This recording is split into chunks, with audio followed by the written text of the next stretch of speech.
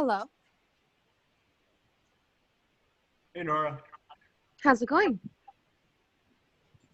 Good. Hey, I've got a song stuck in my head. I need to blast it out with something. Can you recommend or make a recommendation? How to get a song out of your head? Yeah. You I need mean, to I get used to to the just like scream, sing Roxanne at the top of my lungs to try to remove whatever was there, but it's not working. you need to get to the end.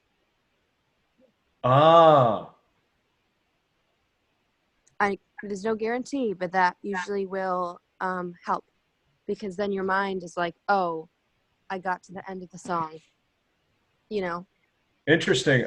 So it happens to me quite a bit. I don't think I've tried that approach. It makes a lot of sense. But then that might start you onto a new song getting stuck in your head. So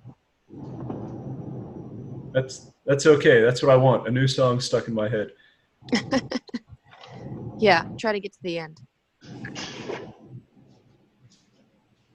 Hi, Eric. Hello. How are you?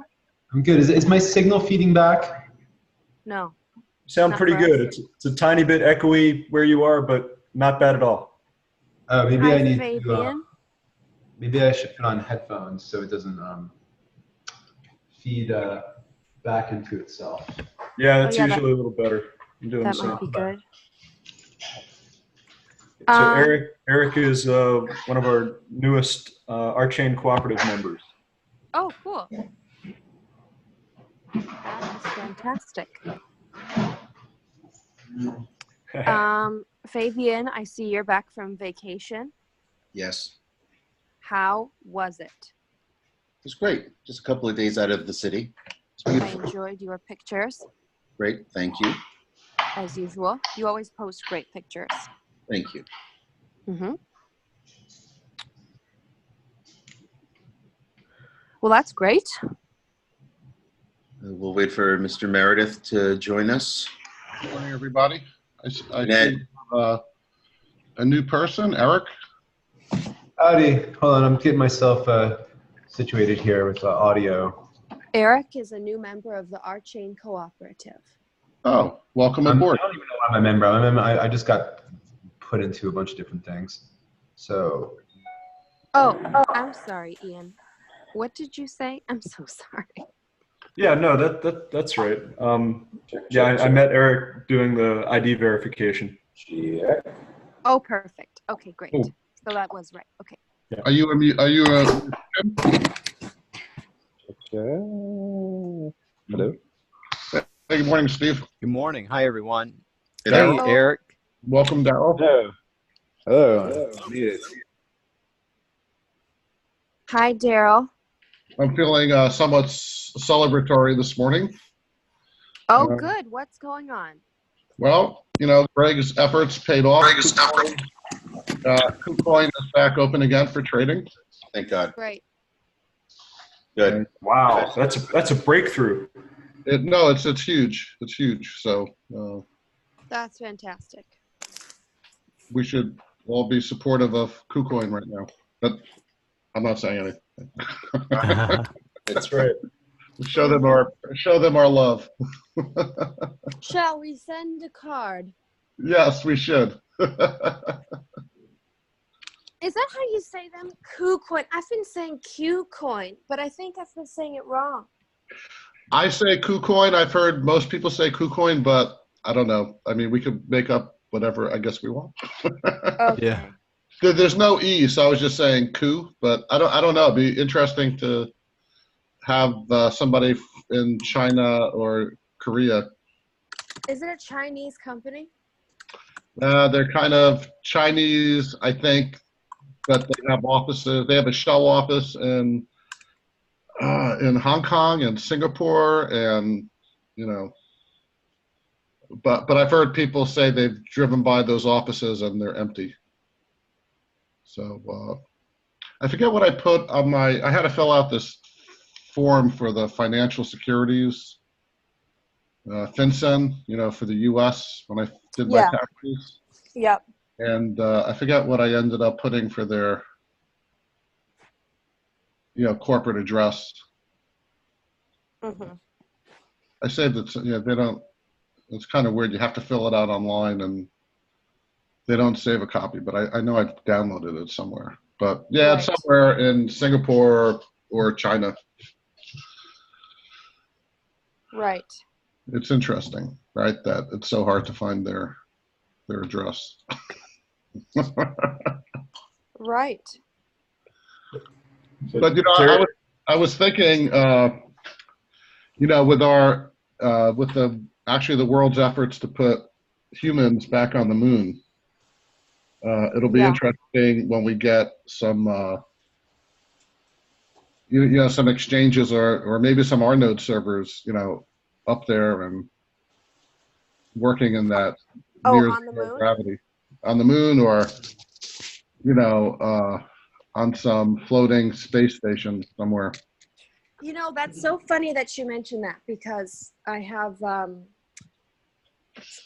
few different friends working in the aerospace industry, a few at SpaceX, a couple at JPL at Caltech, and then I have another one who started his own company after leaving Blue Origin, and I'm not going to say the company's name because there's been well, anyway, they got asked to they're one of the companies that got asked by the administration, we'll call them, to help engage with the Space Force concept, which there's a lot of money in that, so it's a good contract for a startup. But so he was, asked, my friend who's the head of this company, he was asked to go and meet with the president, and you would think that would be a very exciting thing to do.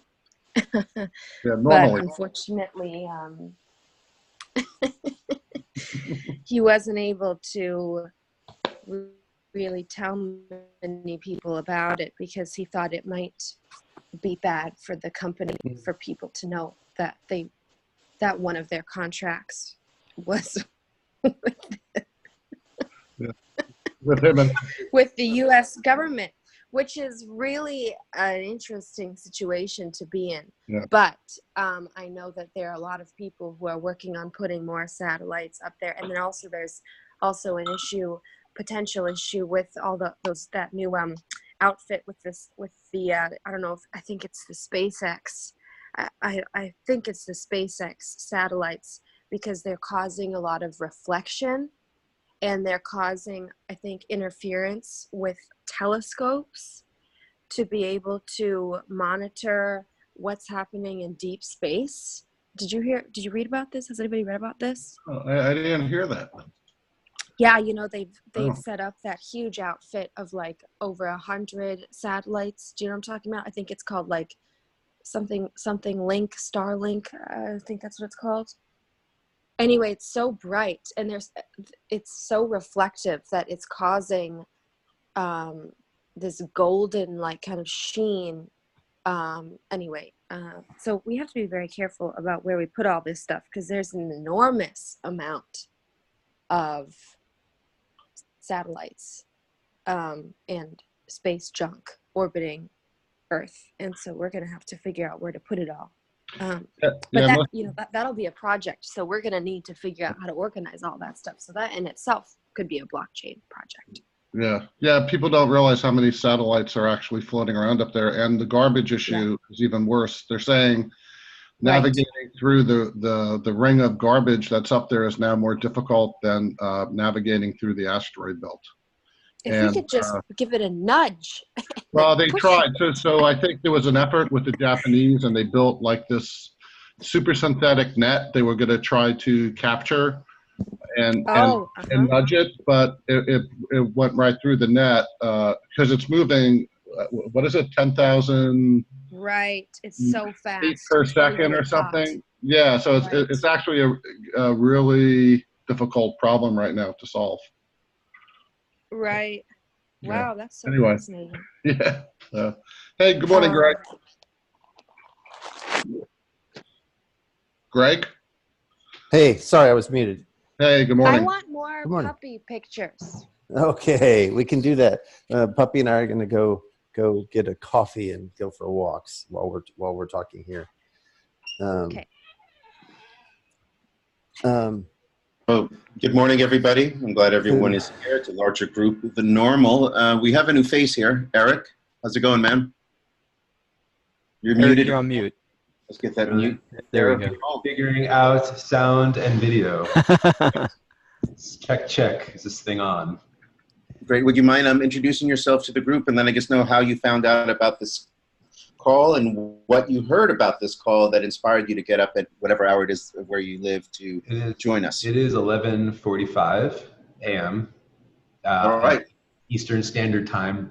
Yes. So basically, I've been involved in the art and decentralized art space for a few years now. I launched a project in early 2016 dealing with decentralized provenance and digital art sales for a very specific niche of digital art.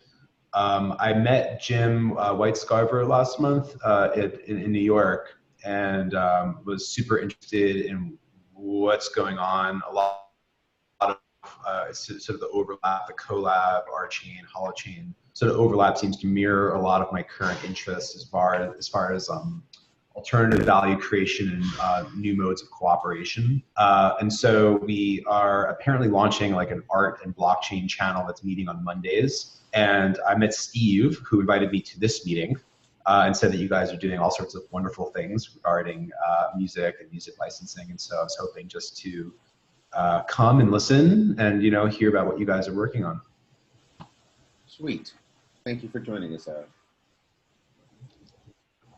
Ian has also told me that Eric is also now a member of the co-op. Is that true? Yes. I'm a part of, I guess several co-ops. Fantastic. That is great news. RChain, Dig Life, but our channel is in the collab Discord. Great. Well, that is awesome. Yeah, I'm super excited to be here. That's cool. And so your Monday meetup, can you tell us more about that? Is there a link to that? Could you link us to that? That is on the RChain community calendar. Oh, cool. It's labeled as blockchain art. Jim set it up. Okay. I'm not like, it's interesting, I wasn't really, but I was sort of more interested in sort of joining communities and projects that are happening on here versus starting a conversation around art blockchain. In addition to all these other conversations, but I'm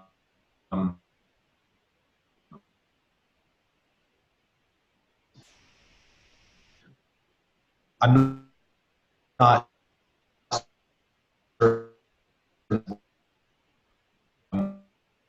I'm in my see.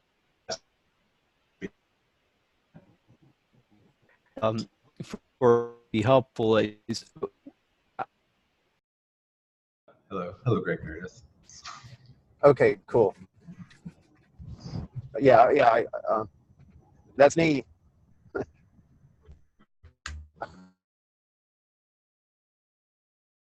I apologize if you have to repeat yourself, but what is it your group? My broad interest to do architectural technologies. So I'm currently doing my graduate research on this, both developing blockchain-based art projects that reimagine the nature of digital property and sort of try and play with some of the different potentialities that may exist there. And I'm also very interested in platform cooperatives, specifically digital platform cooperatives, and how those models can be leveraged to empower communities and empower cultural creators in different ways. I'm based in Buffalo currently, where I'm doing my graduate degree. What institution? The University at Buffalo. I'm also associated with a group in the Netherlands called Money Lab, which is it's kind of like an academic think tank research group dealing with art and finance. And so there's a lot of discussion about the blockchain within that group.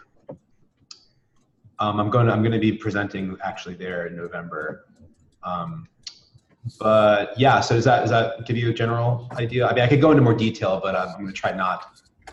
No, it really it helps a lot, and it's so strange because I mean it's the usual R-chain synchronicity thing that happens. Literally just yesterday, after several months of not our schedules not lining up, I had a face-to-face meeting with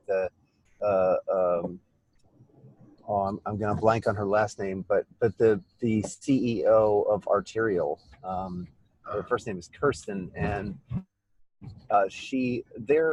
what they're trying to do is to provide a decentralized distributed art registry function so that payments for the dissemination of digital impressions of fine art can flow more readily and more easily. Yeah, and so what's interesting. So I was involved with the first generation of startups that was doing this, Mm-hmm. And the problem is that everyone's trying to own the process that we use for running these distributed registries. And there needs to be more of like a protocol layer, I think. I mean, part of my whole thing with this right now is that, and my excitement about what you guys are doing is I'm sort of seeing this as being part of more of a distributed open source commons than a private company that's trying to own the idea of what distributed property is in the first place. Well, I mean, that's so interesting. I mean, I really like this. Kirsten is really, really open-minded and broad-minded. Would you be interested in if I set up a conversation between the two of you? Absolutely, absolutely. I'm not familiar with her. I was working with Ascribe.io and Monograph. There's the new one is called Codex Protocol that they have like people from Sotheby's on their board. But again, like they're doing it in a way where they are going to own the provenance contracts and be extracting a fee every time ownership changes of whatever the object is, Yeah, I understand. Everybody needs their slice of the pie. Everyone wants a little piece. When we were doing the workshop at NYU, Eric was introduced to me as the blockchain artist doing generative art on the blockchain. And the first thing I thought of, I got to introduce this guy to Greg. Well, what sort of generative art are you doing on the blockchain? Well, that's a long conversation. I don't know how much time we want to spend on this. But generally speaking, my background is in media, interactive media and performance, and media ecology. And so I tend to think about ways in which we can apply media ecological principles to emergent systems and how we can sort of humanize these things and create interfaces that maybe promote cooperation and a felt sense of interdependence versus competition and strife and trolling. So my work tends to be centered around these things, although I did create a couple of kind of what I'm calling hyper-speculative parody pieces last year that involve, like ownership scenarios that problematize the collectors, or where the collectors of the work are forced into incredibly uncomfortable generative situations where in order to complete the piece, they have to do strange things like record themselves singing a song and upload it to decentralized storage. And then like, it has to be approved by everyone else in the collector pool. And like, just like proof of song protocol, or, an algorithm that makes collectors sell the work every week, like basically creating a forced speculation market that forces like the aggregate value of the work to grow exponentially over time into like uncomfortable and unreasonable situations. So kind of like the idea of pushing cooperation and pushing the secondary speculation market to its limits. Nice. That's nice. Yeah. I've often thought that collection is there's something inherently off about it as an engagement of art. Well, so what's interesting about this though, my primary interest in blockchain art at this point is this idea of art as contract. So there's a history dating back to the early 20th century when Marcel Duchamp released Bonds. And so there's been artists in the contemporary canon who have treated the contract as the art object itself. And after the 50s, when art started to become less about objects and more about ideas and performances and electronic media, the legal system had to catch up. And so the contract became much more important in defining the parameters for what the art actually is.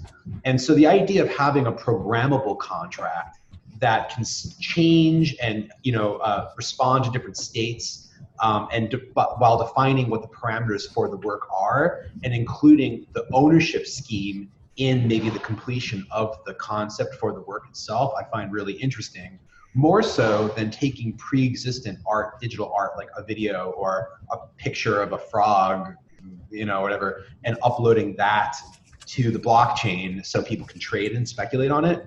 Yeah, no, of course, yeah. But I think it's kind of baby steps, right? I think right now people are still pushing digital, digital assets, more or less static digital assets around the internet, right? That's the predominant mode of engagement and interaction. The participatory and programmatic stuff, it tends to stumble, right? And it stumbles for two reasons. One, it's still really hard to devise good interfaces. Two, we still don't have a handle on the active principles of gamification. And three, people's attention is really, really sliced and diced. And so so ratcheting up the quality of engagement takes a lot of work. Yeah, I think you understand what I'm driving at. So, does that make sense? Totally. Yeah. No. Absolutely. I mean, but I think what's interesting is this sort of fallibility of a smart contract and us not understanding how these things can or cannot be gamified is actually the interesting space for art to operate in, because we can kind of push these boundaries and play around with it without in a certain sense a very low stakes way. It's interesting that you went to the gamification of the contract, and that's certainly an important aspect of what goes on. But I've largely been thinking about primates' superpower in general is coordination, right? We play in such a way that it's massively impactful on the environment. And sapiens of the primates is off the charts in terms of coordination as its superpower, and the heroes in that old TV series, Heroes, the sapiens hasn't figured out how to use its superpower yet, right? It's still very, very clumsy with its superpower, so clumsy that it's about to wreck the planet. And art, especially music, but art in general, is a means by which we coordinate each other, and we still haven't figured out the whole programmatic aspect of coordination, whether it's through art or anything else, right? That's part of this way out. But you're implying a certain thing that I'm really interested in, right? Which is maybe we have an opportunity here to completely redefine the parameters for what cultural production is and what art is and what music is, and tying them to communities and the value that those communities are creating may help us formulate new models for how society could work in a more ethical way, right? Yeah. I'm with you all the way. I think that's exactly right. Like, we haven't really understood the role of coordination in art and in community, right? Or is it coordination or is it cooperation? That's what I'm wondering. Well, I use coordination as the more generic term, and cooperation is a subcategory of coordination. Okay. Right, because clearly monarchy is a form of social coordination, but it's not necessarily cooperation. Truth. Yeah. So the other side of this, there's another direction that I have been fascinated as a mathematician. I'm interested in pushing the boundaries of the interaction with realms of experience that we have a hard time getting our hands around, literally, So for example, here's a piece that I have slowly and steadily been working towards. You can imagine that you have an infinite stream of numbers. So a really good example would be the decimal expansion of the famous number pi.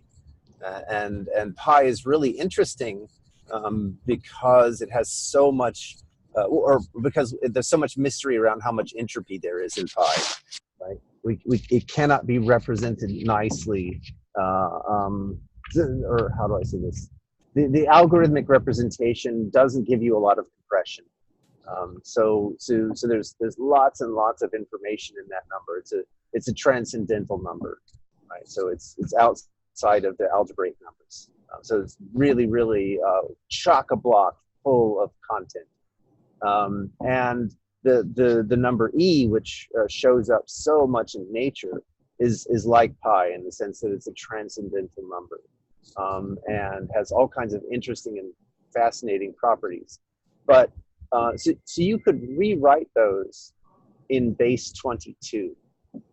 And the reason I choose base 22 is because if you look at pop songs, they usually span, statistically speaking, they span about 3 octaves in total in terms of range of pitch. And that would give you, that would allow you to rewrite pi. There are 7 pitches in the chromatic scale, or in the diatonic scale. So 3 octaves is 21, and then you add another one so that you can get a rest in there. You don't want notes all the time. And then you rewrite one of these transcendental numbers like pi in base 22, and that gives you a stream of pitches. And you can actually visualize this stream as like a ribbon going off into the distance. Now you can also have a stream of durations. A note is not just a pitch; it's also a pitch placed in time. So so it has at a minimum a duration, and this corresponds more or less to the way we do Western classical musical notation. Right? It gives you pitch information and it gives you duration information.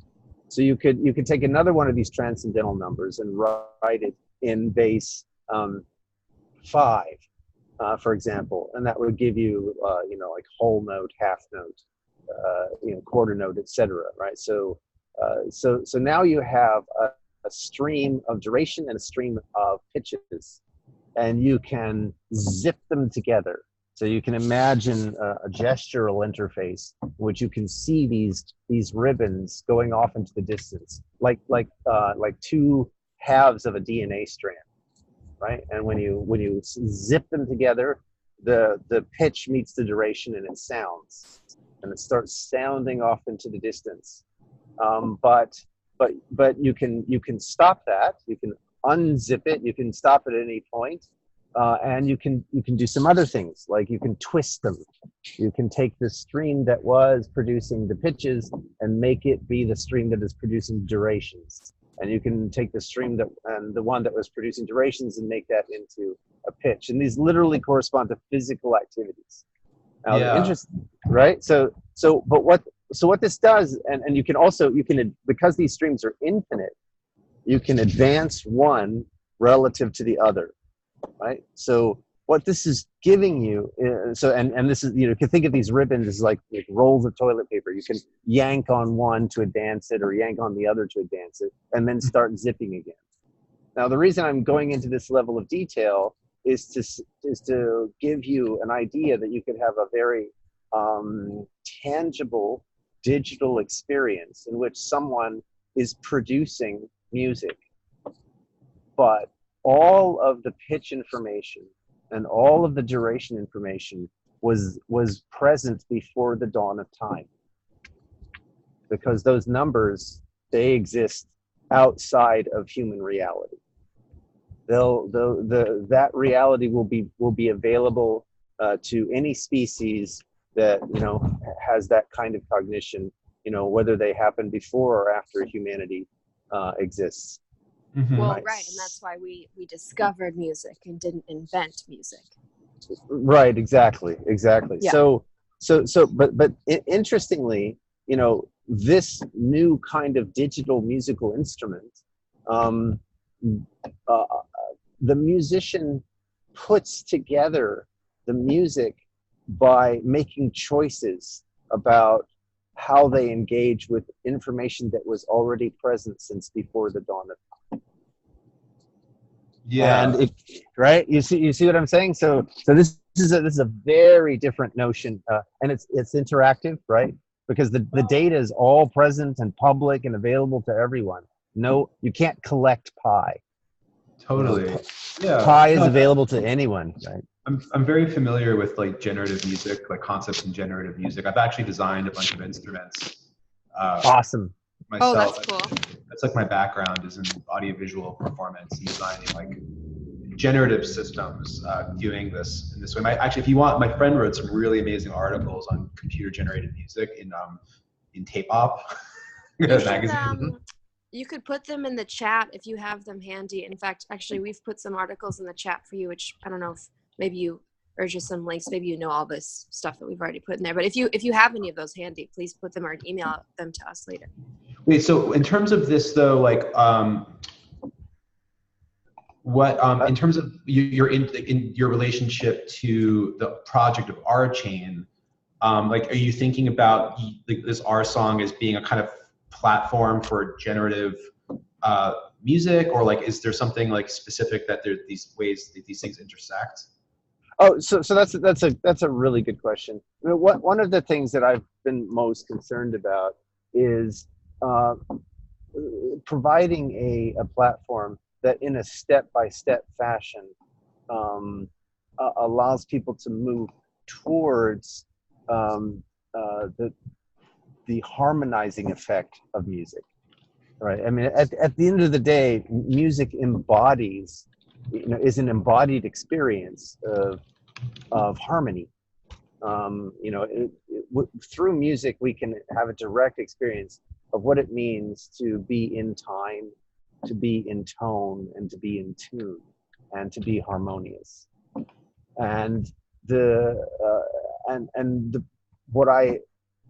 where we are with respect to music, there's been this giant rift. Like if you go to Senegal, I studied at Sabar in Senegal. If you go to Senegal, music is not on a day-to-day level divided into consumer and producer. Music is a part of the fabric of life. The mother has the child on her hips, and she is dancing the Sabar moves all throughout the house, and the child is picking it up directly, and she's humming and singing the imbalaks, and the community gathers around in a circle, and 3 generations of community will go into the circle and dance. And when you try to analyze what's going on, there are all these kinds of strange loops, because the lead Sabar drummer is following the dancer. Whatever the dancer does, that's what he's playing. And the Mbalak orchestra is following the lead drummer, and the dancer is following the Mbalak orchestra. So in other words, you're saying like so like in terms of like how we define musical collaboration, maybe using that as models for teaching other forms of collaboration. Yes, but you have to go slow, right? I mean, it's like it's very, very difficult for people to it takes a lot of work, in my experience, unless you're someone like Jacob Collier, right? It takes a lot of work to begin to comprehend the real potential for music to coordinate and make to allow music to guide us towards these models of coordination and cooperation. I had a quick question, Greg, actually. Yeah. And one thing that's nice about Jacob is, and also other people are doing this, not just Jacob, is he's kind of picking up the mantle and doing a lot of new things with audience coordination that Bobby McFerrin did and still does. But, having somebody who's, much younger doing it and having a new generation doing that, I think is really cool in terms of social coordination, doing it with a live audience. But I just had 2 questions about the sort of technical, mathematical, musical sort of question that you were just talking about. I was kind of like reading your mind as you were doing it, and I was kind of happy that I sort of read your mind as you were doing it. But why you picked bass 22, I'm assuming because in the third octave you'd only get to the half step before the third octave, and then you need the 22nd note to get to the octave of the third. No, octave, right? The last one, the last the 22nd one is for silence.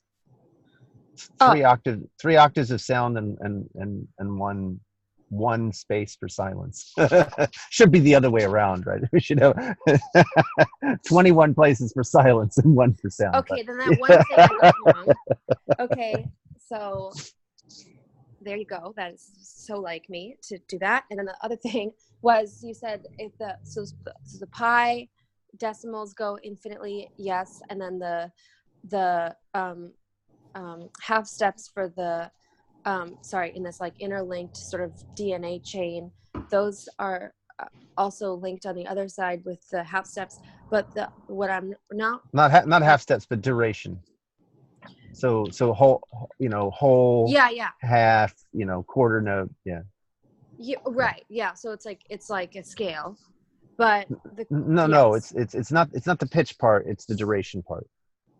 It's the timing. Like, do I play this for 4 beats? Do I play this for 2 beats? Do I play this for 1 beat? Do I play this for half a beat? Oh, okay. So it's not going like in infinite octaves. It'll just recycle. So one is just providing pitch information, right? So it might provide a low, C1 and then A5 and then right, exactly, or A3 because we're only. I see. So it's not going infinitely high. No, because pop songs don't go infinitely high. Well, right. I was gonna say unless you're Diamante Gloss or something, Right. I was like, humans can only like hear so high. Yeah. So, no. You only go. You stay within 3 octaves, right? So let's say let's say from C1 to B3. Right. Okay. Sorry, everybody else on this call is probably like, what is happening? Okay, I'm so sorry. I mean, but to bring it back to Eric's point, right? The point is, that right now, like a giant swath of people engage music through Spotify and Pandora and these kinds of things. And for those of us who are actually musicians and who engage music algorithmically and in performance, but we understand that the engagement process could be a lot deeper than that. Right, and the potential for coordination and the potential to experience that kind of coordination, we have to keep widening that. And again, this is just my opinion, but I believe that we have to we have to make that, we have to accelerate that because the musical models of coordination, collaboration, and cooperation provide a kind of energy for human beings that is necessary to address the need for accelerated coordination in the face of climate change. Greg, would you be able to consider music as maybe, if we talk about it differently, as maybe type of interface for engaging in coordination and collaboration? That's also a metaphor that works. I mean, we can explore lots of different metaphors. I'm happy to use different language. Well, because the word that I would use for this is the idea of score. In like the world that I kind of come from, like we call these things score, right? So there's a generative score, which you're describing your concept for getting people to engage with this like generative number sequence of pi, right? But score can also mean lots of other things. I mean, basically what we're describing is sets of instructions for how we want to structure interactions or space. A score can be a dance, can be choreography, it can be yeah. Fluxus scores in like the 70s where like people were just rearranging the furniture or like, opening a box and thousands of butterflies fly out, it's a score. Sure. I mean, Nelson Goodman in Languages of Art uses score in exactly this way, right? And in fact, that's how he analyzes the notion of digital versus analog representation systems for art. If you can go from performance to score and then from score back to performance and also from score to performance and back to score, if you can go around those two loops without loss of information, then your system is digital, and otherwise it's analog. So yeah. I mean, I'm very familiar with this kind of language. I wonder how we define loss of information. So that's relatively easy, but it sort of it makes for it gets us into the realm of chaos, right? So I mean, here's a simple example. Imagine that you've got a bunch of different drafts people, and they all have rulers with different markings. And now you want to convey a line segment. So at the they're all sitting together in a row, and at the front of the row, you draw in analog fashion with no markings a line segment, and then you hand it to the first one, and they pull out their ruler and they measure it, and if you look at the probability that it lines up exactly is 0, and so there'll be some round off error. And so then they draw their their score of that. So the line segment is the performance, and the measuring of it is the score, right? And then they convey that score over to the next draft person in the row, right? And now the probability that the markings on their ruler line up with the marking on the first draft person's ruler is also effectively 0. So again, there's going to be some round off error, and so that the round off error represents the loss of information. And so if you keep going around that loop, it's completely chaotic. You can make that line segment grow or shrink as much as you want. So it's sensitive to initial conditions. Hopefully, so it's chaotic in the specific, strict mathematical sense of this. Does that make sense? Yeah, I mean, I guess I was just thinking about this more in terms of human interaction space, right? Like if I define a score for a performance of some type, and how am I defining what information should or shouldn't be conveyed? Like I'm thinking about graphic scores, like Stockhausen, or something.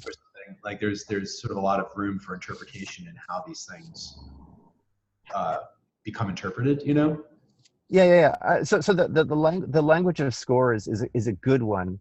I will say that for improvisers, like Nora and myself, and possibly even you, there's an experience that I've had repeatedly, and especially in working with the Guitar Circle folks from the community that Robert Fripp started. Where you let go of any score, you let go of and there's no leadership even. There's there's allowing the music to happen, and this is directly related to presence, and it's directly related to the quality of our attention, and whether or not we're sort of online, not only in our minds but in our bodies and in our hearts. And there's a consciousness. Yeah, sure, exactly. But a three-centered, at minimum, a three-centered consciousness. I mean, we all know people who are very awake in their heads and completely asleep in their bodies, right? And we all know people who are very awake in their bodies and completely asleep in their hearts. And at any given day, I may be more awake in my head than in my heart, or vice versa. But there's a moment when all of those things come online, where we're present in all of them, and with that presence is the possibility that we can let music happen, right? In the same way that the book of Genesis suggests that the most creative among us lets light be rather than makes light, right? The book of Genesis doesn't say, it says fiat lux, right? Let there be light. And it's the same thing happening here with music. We're present enough that we can understand that we want to let music happen. And in that moment, there isn't a score, but there absolutely is music.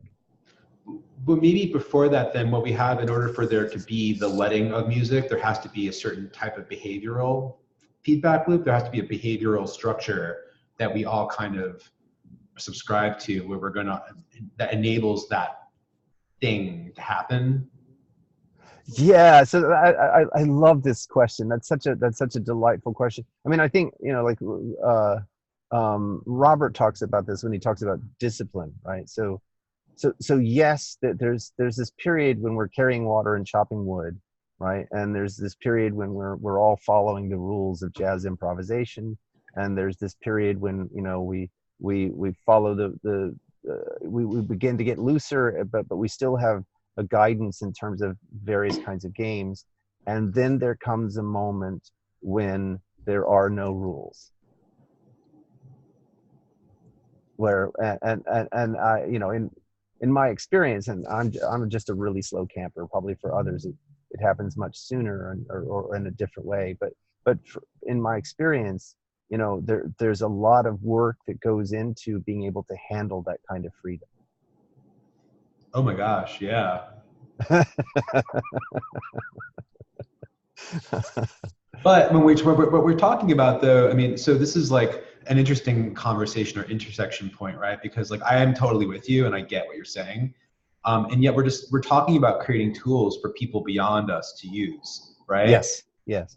And so that conversation necessarily needs to extend beyond this kind of felt sense, presence language, you know, this idea of discipline versus improvisation. Like these are things that we need to start thinking as we encode behavioral spaces for people to interact with.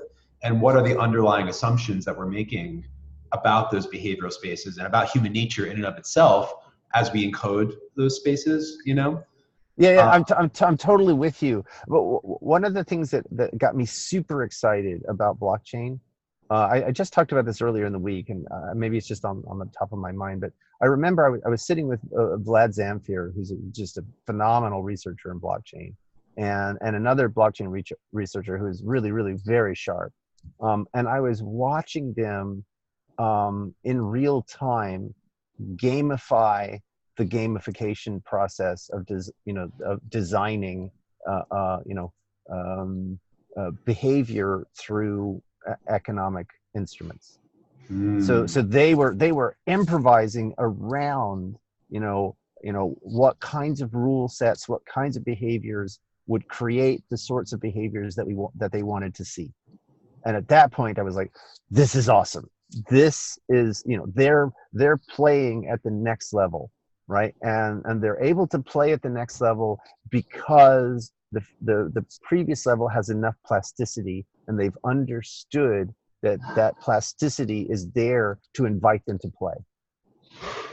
Yeah, I mean, and this is like a really interesting thing, you know, in my conversations with Jim and Johnny Dubowski a little bit, you know, it's sort of like when we start setting up these systems, if we think about music and music communities, like I'm very involved with the music community in New York. And it's like, I think, well, okay, if we were to set up some type of community ecosystem for, you know, the DIY music community in New York City or LA for that matter, it's like certain parameters that we put into the sort of baseline of the generative system could have far-reaching implications once that system grows, right? And yes. I personally am not feeling confident that I understand the implications of those models, right? Like it's the idea of issuing a community currency and then creating a secondary market for that currency, when that currency can be speculated, people could short that community. And it's like, well, is the point to create the currency or to make sure the community is stable, right? And yep, exactly, yes. These are things that I'm thinking about and sort of wondering how we can sort of have this conversation where we're talking about the implications rather than just assuming that free market tools are going to be appropriate for every community. Oh, I'm so with you. I mean, this is literally music to my ears. This is why I keep being open with the RSong community and with everyone I can talk to. My aim is not to create, a big giant ledger in the sky. My aim is really very, very straightforward. I'm trying to reboot the coordination infrastructure that we've currently got so that we can coordinate ourselves out of the mess we've gotten ourselves into with respect to climate change. That's it. And I view the blockchain and all the cool, fun math that I discovered and invented to it's all in service of that one aim. And that's I think it's really important to understand, you know, Fabian, who has been quiet on the call, and I'd love to invite him into the call. Fabian is about to be a father, right? And one of the things you realize as a parent is, oh my God, I can't consider all the consequences and implications. It just isn't going to work that way. I have to live this as opposed to, you know, think it through. And part of, you know, again, letting parenthood happen, like letting music happen, has so much to do with this kind of relationship to aim that allows us to be present. Well, like, are you familiar with like Pauline Oliveros' work? I feel like you'd be really into her. Yeah, I mean, I haven't gone deep, but I have been exposed to Pauline Oliveros' work. Yeah. I mean, the thing about her is, I mean, I feel like she speaks to a lot of these issues that you're raising involving like community and score and presence and listening and improvisation. But what she did was develop a set of tools for helping us listen, right? She didn't necessarily define how the community should be run or what the implications of the community would be, but she developed a set, almost like a Socratic set of questioning, you know, line of questioning and tools for helping us learn how to listen to each other better. And then out of that, the music, or, you know? Exactly. I mean, Robert did something very similar with the guitar circle stuff. A set of tools that sort of help bring the community, both individual and the community, to listening and presence. Yeah, exactly. Yeah. And I hope that we can do something similar with blockchain design, but right now it's just a hope. It's not necessarily, we don't necessarily have good evidence that that's going to happen. Well, yeah, I mean, I think like one of the things I'm really interested in doing, I'm in Buffalo, New York, which is kind of an interesting intersection of a bunch of things, like market forces right now. But, you know, I'm really interested in taking some of these liquid democratic tools, platform cooperative tools, and actually modeling them on the ground. One of the things I've been sort of thinking about is creating something like a community lab here, where we can sort of find a space and then start modeling different modes of cooperation, and sort of, rather than just having it be an online group of people that all kind of know each other, and sort of, I want to actually see how these things play out in real life. Like, one of the projects I'm developing right now is involving, actually, I want to create a DIY music space. And ideally, I would do it in New York. I don't know, it'd be a little bit harder because things are more expensive there, but I want to figure out if I can get 50 of my super dysfunctional musician friends, experimental sound and video art people, to effectively co-manage and co-create a space using liquid democratic tools. And then basically for that space to eventually buy itself off of the market as a kind of like, almost like a DAO that raises money and then buys itself. So it takes itself off of the real estate speculation market. Does that make sense? Sorry, I was muted. Yes, it does. It does make sense. Yes. I mean, these are all really fun notions, and I mean, I'm really glad the conversation went in this direction. It's quite interesting. It's great to have you on the call, and I am really interested, you know, to support practical efforts. Right. You know, the one thing is, you know, if we keep it theoretical, then our experience is not rich enough to be able to ascertain whether or not there's something there. But as soon as it gets, as you say, on the ground, that's when the experience deepens enough to go, okay, there's something here, or hey, we made a mistake, or several. Yeah, you know. So in any event, this is cool. I feel like I've kind of hijacked this conversation. I really wanted to learn more about what the music tech community here is working on. But seems like everyone's starting to leave to go to something else. Yeah, we've got a staff meeting in just a couple of minutes here. So, but maybe this is a good time to stop and we'll just, please come back, and the conversations like these take longer than just one meeting. But we were really happy actually to get to talk about all the stuff that we got to talk about, and we did not hijack anything. You provided a completely new angle, which was cool. Thank you. Yes, No, indeed. it was awesome. It was totally awesome. Yeah, really appreciate it. It's good to have some fresh angles on the conversation. Yeah, it was awesome. Cool, guys. Great. So I'm going to try and show up to a few meetings a week between the RChain and CoLab and Debrief, kind of Awesome. the network of things. So hopefully I'll see you guys on some other calls. And I'm generally around if you guys want to talk. Very good. Very good. Thank you. Well, yeah, thank you for joining us, Eric, and thank you, everybody. All right, guys, I'm going to jump off so I can get to the staff meeting. Yep. Have a great day. Bye, guys. Yeah, you too. Ciao.